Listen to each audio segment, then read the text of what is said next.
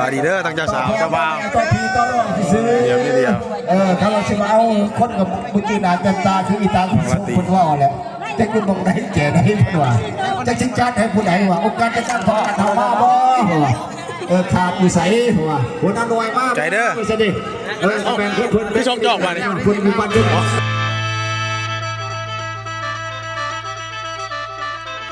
ไอ้ดาวห้องก็มีหลาย มางาน ตา ด ม อก ทำงานในอีตาโคสุพิจักให้เทละหา น้องเก่งกับสาว หาคูเสด็จ น้องลาตรี พี่น้องเนาะตารางมันบ่แม่ อยู่บ้าน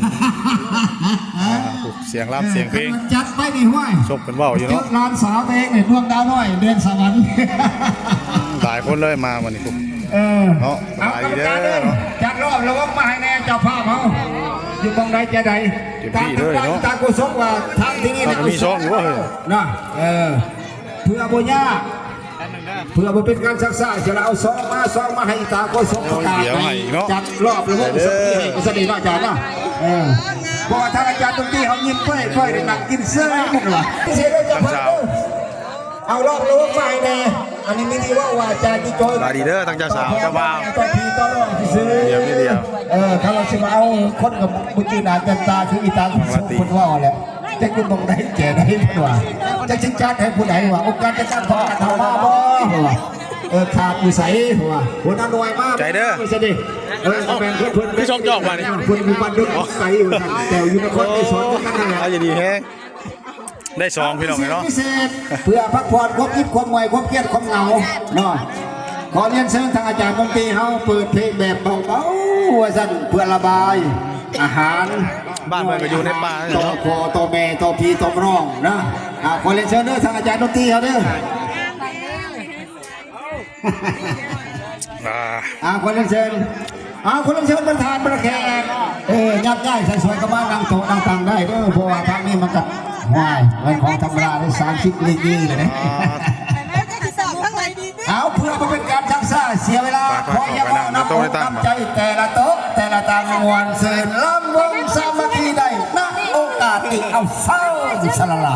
เอากินก้อนเลยบ่ เพลงพี่น้อง ได้พอทั้งนั้นกินก้อน ลาเห็น เสียเฮีย ไอ้คนเป็นผู้ดี ไปเด้อ อย่ามีส่วนน้อยเยียวยาเป็นปืนเป็น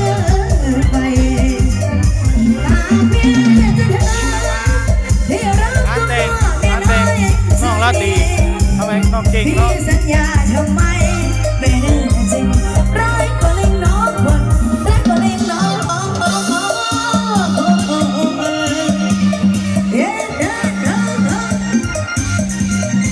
หลายคนอยู่ไหนมาวันนี้ เสีย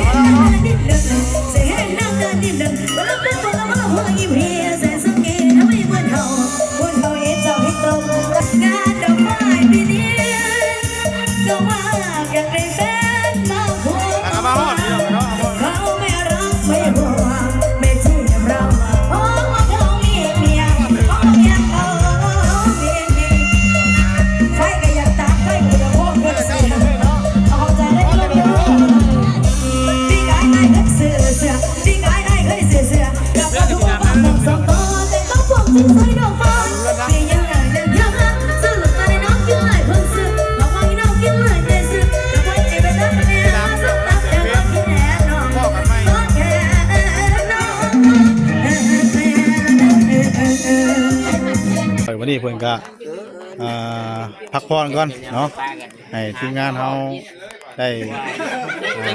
ถ่ายคลิปก่อนเพราะว่าเขาเปิดเพลงเนี่ยมันสิติดลิขสิทธิ์นะพี่น้องเนาะทางทีมงานบ่าวเตียงบ่าวจันทร์เนาะหลายคนอยู่พี่น้อง มันโต๊ะเป็นเรื่องเป็นเล่าบุปะ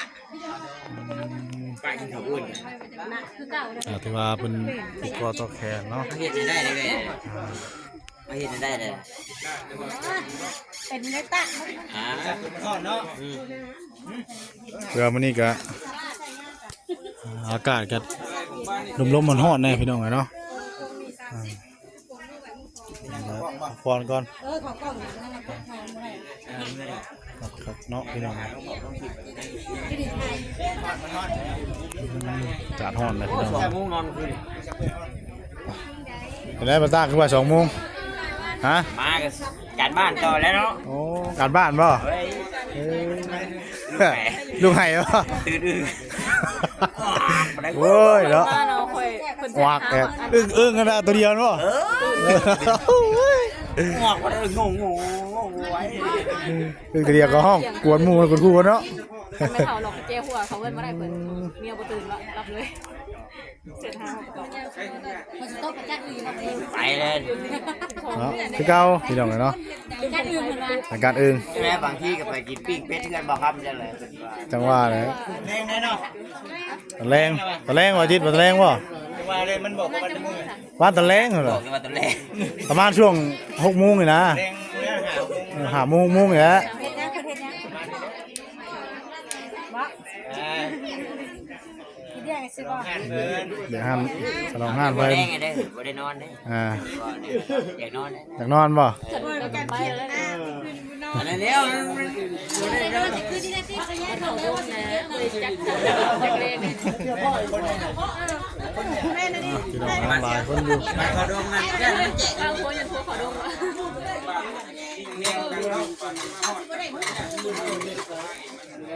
จะมุ่ง มึงบรรยากาศนำกันพี่น้องเนาะคนก็ประมาณทำนี้ ไปหา ใครมาทันบ่ สิพาไปหา เนาะเปิดภาพมาวันนี้ก็พอดีว่าพากันออกมาแต่งานดองหรือว่างานแต่งเนาะน้องราตรีกับทั้งน้องเก่งพี่น้องเนาะก็บ่ได้อยู่โดนดอกพี่น้องเนาะดูจังน้อยหรือว่าจะมวนชื่นกันไปทั้งเฮาก็ออกมากับไปเวียกหรือว่าสิกลับเนาะพี่น้องเนาะพอดีว่ามื้อนี้ทั้งบ่าวแสนเพิ่นก็มาซื้อเตียงพี่น้องเนาะลงมาซื้อเตียงนี่แหละพี่น้องเนาะซื้อเตียงนั่งแล้วก็สิเตียงนั่งเข้าไปให้ไอ้อาดพี่น้องเนาะไอ้อาดที่ว่าอยู่นี่แหละพี่น้องเลยสองไอ้น้องเนาะทั้งบ่เปิดกระล้นแล้วที่ว่าบ่ได้เข้าไปทั้งไอ้อาดเพิ่นเนาะสองไอ้น้องเพิ่นเห็นทั้งเขาทีมงานบ่เตียงเพิ่นไปเฮ็ดเฮือนเฮ็ดชาติให้จนแล้วพี่น้องเนาะนี่ทั้งบ่แสนมาซื้อเตียงนึกว่าเพิ่นสิเอาจังอันเด้เนาะพี่น้องเลยเนาะเอาทั้งบ่เผยก็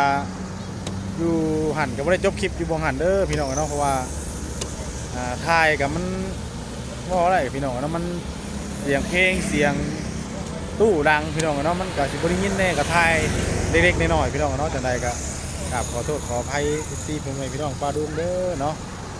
ก็ยินดีนํทั้งน้องราตรีเพิ่นเนาะที่ว่ามีครอบมีครัวเป็นที่เรียบร้อยแล้วพี่น้องเนาะแต่ว่า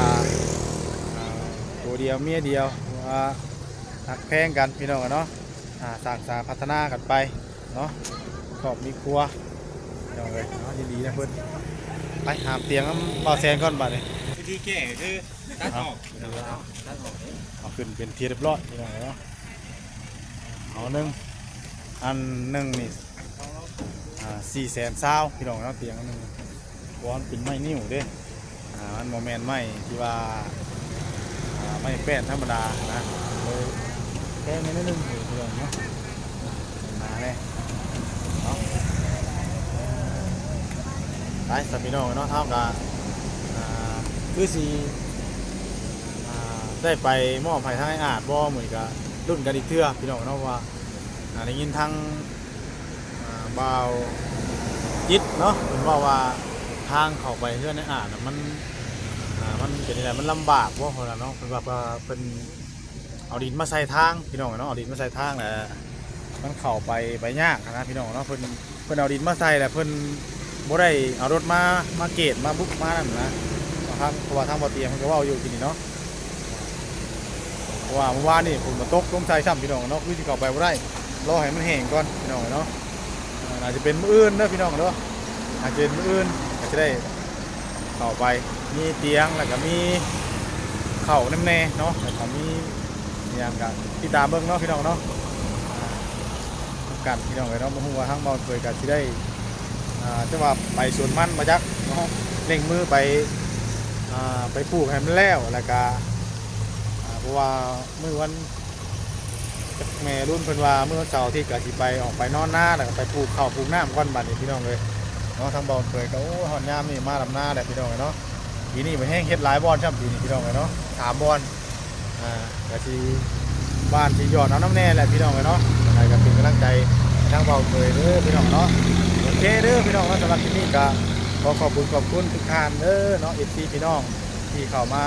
กดไลค์กดแชร์กดติดตามเป็นกำลังใจทั้งเบาเคยเนาะแล้วก็กดข้ามโฆษณาเบาเคยไปฝากในเด้อพี่น้องเนาะฝากกดไลค์กดแชร์กดติดตามเป็นกำลังใจทั้งเบาเคยเนาะ